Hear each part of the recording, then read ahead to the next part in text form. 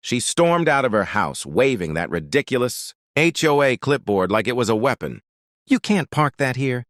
It's a hazard," she screamed, her voice cutting through the quiet suburban morning. I was standing next to the Rolls Royce silver cloud I'd just restored, my hands still greasy from polishing the chrome. I couldn't believe she had the nerve to claim. My car wasn't allowed on my own driveway.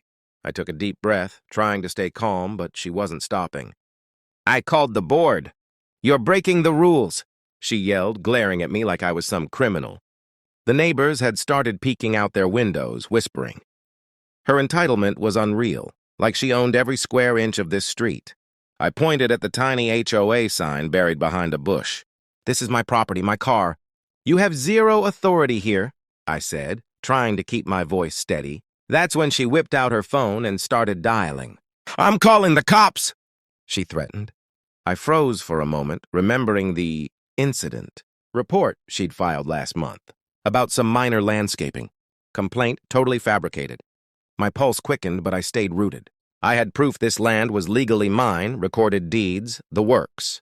But she didn't know that yet, and she never expected what I was about to do. The tension was insane. I could see her eyebrows, twitching as if she was trying to intimidate me into moving the car. Then she pointed at my son playing nearby and smirked. "Do you want your little boy to get a ticket too?" She sneered. My stomach dropped. That was crossing a line. I clenched my fist but forced a calm smile. "Stay back," I said, voice low. And then it happened. My phone buzzed. A message popped up from a friend in law enforcement. "Cops are tied up with a real emergency nearby. Don't worry, we've got your back." I didn't need backup yet, but the timing was perfect. I slowly opened my glove box and pulled out a small camcorder. The camera had been recording her. Harassment from the moment she stepped onto my driveway. Every yell, every fake authority move, it was all caught on tape. Karen's smirk faltered when she noticed. "What are you doing?" she stammered. I held the camera steady, my finger hovering over the record button. "Just documenting your little performance," I said calmly. The neighbors were fully watching now, whispering and pointing. And that's when I realized the real twist was just starting. She had no idea that her fake power was about to crash in the most public way imaginable. Her face turned red, a mix of fury and panic. "Turn that off. Delete it," she shouted. But the neighbors were already leaning out their windows, murmuring. I didn't move. Instead, I started walking slowly toward her, keeping the camera trained on her every gesture. "You really think shouting and waving a clipboard makes you the boss of my property?" I asked, my voice calm but sharp. She took a step back, then lunged forward, pointing at my rolls. "I'll have this car towed! It's illegal here!" she shrieked. That's when I let a small smirk slip. "Oh, you think you can tow a Rolls Royce that's been restored with my own hands? On my own land?" I paused. "You're about to make a very expensive mistake." Her hands started shaking, and she glared at the car like it had personally insulted her. Then she did the unthinkable. She pulled out a fake-looking HOA notice and waved it at me. "See this?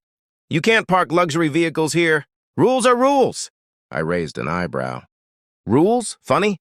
Because the actual HOA board approved my restoration months ago. That's why your notice is meaningless." Karen's jaw dropped. "That can't be. You're lying!" she yelled, but I held up my phone. The email chain from the HOA president was right there, showing approval for my car and my driveway usage. The neighbors were now fully awake, some stepping outside. I could see whispers turning into stares of disbelief. Karen's fake authority was crumbling in real time. Then, as if the universe wanted to kick her further, a real cop car rolled slowly down the street. My neighbor, a retired sheriff, had called in after seeing her harassment escalate. Karen's eyes widened in horror. "Cops, I didn't call them," she stammered. The officer stepped out, hands on his belt. "Ma'am, we received reports of harassment and fake legal notices being used," he said calmly. "Are you the HOA rep?" Karen sputtered, searching for words, but none came. I kept the camera rolling, my pulse steady. She was trapped between the glaring evidence on my phone and the uniformed officer standing right in front of her. "Looks like your performance is over," I said softly, almost enjoying the moment. Just when I thought the scene couldn't get any more intense, my son tugged at my sleeve, pointing behind me. I turned, and to everyone's shock, another neighbor wheeled out an identical Rolls Royce and parked it next to mine. Karen froze completely. This wasn't just one car anymore. Now it looked like a small fleet. Her screams faltered as she realized that her obsession had just made her look ridiculous. To the entire street, Karen's face turned beet red, her hands trembling as she gripped the fake HOA papers like a lifeline. This isn't over!" she shouted, but the words sounded weak, almost comical. The real cop stepped closer, scanning the documents she kept waving. "Ma'am, impersonating authority is a serious offense," he said calmly, making her stutter and flinch. I took a slow step forward, keeping my camera steady. "You see, I don't just restore cars, I restore order too," I said, my voice low but sharp.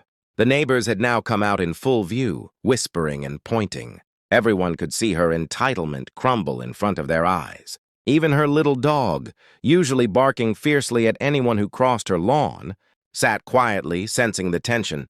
Karen tried to salvage her image by puffing her chest out. I was just protecting the neighborhood. Rules are rules," she insisted, but the email chain, glowing on my phone in the officer's presence, left her words hollow. I glanced at the officer, then back at her. "Funny thing about rules. They don't apply when you're lying about authority," I said, clicking the camcorder to emphasize the moment. She tried one last move, grabbing her phone and starting a live stream. "Everyone, look at this man! He's breaking the HOA rules," she began. But my son ran up beside me and whispered, "Dad, they're showing your approval emails now." I nodded and held up my phone, streaming the real evidence to the same platform she was using. The neighbors' phones lit up as the truth went viral in seconds. Karen froze, her face a mask of panic. She had underestimated the combination of law, evidence, and community eyes. Then, just when I thought the humiliation had peaked, the retired sheriff from next door stepped in. "Ma'am, you've crossed multiple legal lines today," he said. "Trespassing, impersonation, harassment. We're documenting everything." Her knees wobbled. The fake authority she had wielded for so long had evaporated in front of everyone, and as the crowd began murmuring louder, she realized the twist she hadn't anticipated. Her obsession with control had turned her into the joke of the entire street. That's when I let a small smile escape. "I didn't restore a Rolls Royce just for it to sit silently in my driveway," I said softly, letting the gravity of the moment sink in for everyone watching. Then, unexpectedly, her own HOA board members stepped out from the shadows, shaking their heads. "Karen, this has gone far enough," one of them said sternly. "You're no longer authorized to act on behalf of the HOA." Karen's mouth opened, closed, then opened again. But no words came. The tables had turned completely. Karen's eyes darted frantically. Looking for an escape? But the street was now fully awake, neighbors leaning on fences. Cameras pointed at her, and the real cop watching her every move. Her fake authority had vanished like smoke, leaving only panic and embarrassment. She stammered, You can't do this! This isn't legal!" I stepped closer, my voice steady but carrying an edge. "It's all legal, Karen. Every piece of evidence, every document, every witness. It's all on my side. Your lies don't hold up. Here!" The camcorder in my hand captured every flicker of fear on her face. Even she seemed to realize how much of a spectacle she had become. Then came the twist nobody expected. From behind her, a delivery truck pulled up. It stopped awkwardly in the middle of the street, and the driver got out, holding a stack of official-looking letters. "Delivery for Karen. HOA matters," he said, handing her the envelopes. She tore one open, and her eyes widened as she read. "Board investigation? Misconduct. Fines. Possible charges," she muttered under her breath. The neighbors gasped. Karen's so-called power had turned into her biggest nightmare. And just as she turned to run, I calmly pointed toward her car parked on the street. "By the way, your car isn't allowed here either," I said. She froze. Her own vehicle, which she flaunted as a symbol of her authority, was technically violating local codes. The irony hit hard, and some of the neighbors laughed quietly. Karen's face twisted with fury and disbelief, but there was no one left to defend her. The officer stepped forward. "Ma'am, we'll be filing reports on multiple violations today," he said. "Please come with me for questioning." Her protests were weak. drowned out by the whispers and cameras of everyone witnessing the moment. I finally allowed myself a small exhale. The Rolls Royce gleamed under the sun, untouched, standing proudly on my driveway. My son ran up to me, beaming. "Dad, you won!" I ruffled his hair and smiled, feeling the mix of relief and triumph. Not just me. Truth won. And sometimes the truth is the most powerful tool we have. As Karen was escorted away, the street buzzed with murmurs, selfies, and whispers about what had just happened. But the biggest twist yet came when the retired sheriff leaned in and whispered to me, "You know, she might try to appeal this. But trust me, no one's ever taken her seriously again after today." I looked back at my silver cloud, polished and proud, knowing that the battle for respect, justice, and peace had only just begun. But this round was mine. The street slowly returned to calm, but the air still hummed with the excitement of what had just unfolded. Neighbors lingered, chatting and laughing quietly, sharing videos of Karen's meltdown that had already gone viral.